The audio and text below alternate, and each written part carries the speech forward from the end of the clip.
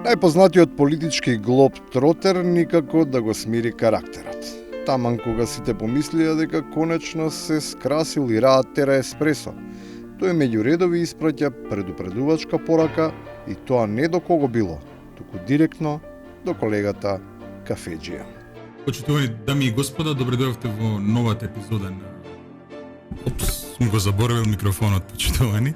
Денеска, затоа што ја сменив страната, најчесто сум од другата страна, од оваа страна е нашиот Липчо Златев. На страна шегата околу редовната борба за позиција, ама се уште во технички период и без формирана нова власт, веќе кај многумина се чувствува дека паднал каменот.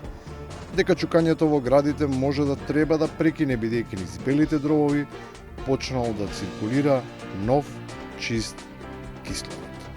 Има една од бивша Југославија, екс-Југославија, бронхи лакше се дише, ајде и на македонски, бронхи полесно се дише. И не само тоа, туку сега е барем полесно да се даваат диагнози. Тоа е имен наедноставно на лекарите, особено на тие во политиката. Иако имаат специализација по сосема друга област. Сепак, ако некој излезе со сознанија кои не одговараат на нивните амнези, умеат веднаш да ги сместат во адекватен фолдер со дефинитивен наод. Arsim Zekolli thotë që një marrëveshje e tillë është e nënshkruar dhe është e deponuar në ambasadën e Amerikës. Është e vërtet? Dëgjoni, Arsim Zekolli është rast psikiatrik se nuk është normal njeriu. Нормално или не, но во земјава од секогаш владе истиот принцип, како на демократска дебата, така и околу кадровската политика. Никој од ништо не се изненадува, бидејќи веќе е станато навика процесите да се одвиваат по истите принципи.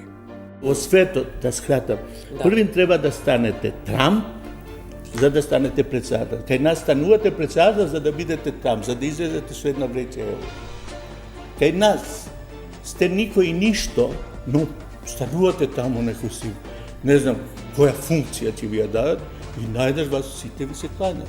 Кој знае, можеби нешто ќе се смени. Има некакви навестувања, ама тоа не само што не изгледа, туку и звучи како утопија. Од македонци, грци, срби, албанци, бугари, од балканци, ќе сме станувале швеѓани и норвежани.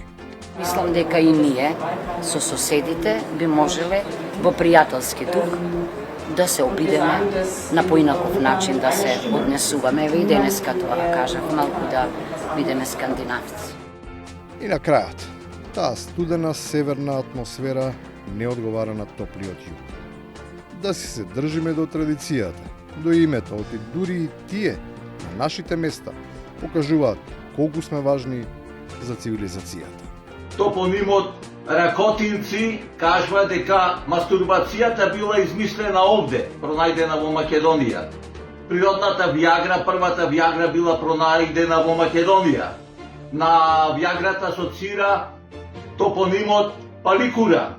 Имало кај нас во времето и сега жени што се премногу надарени по сексот, зборува топонимот Куратица.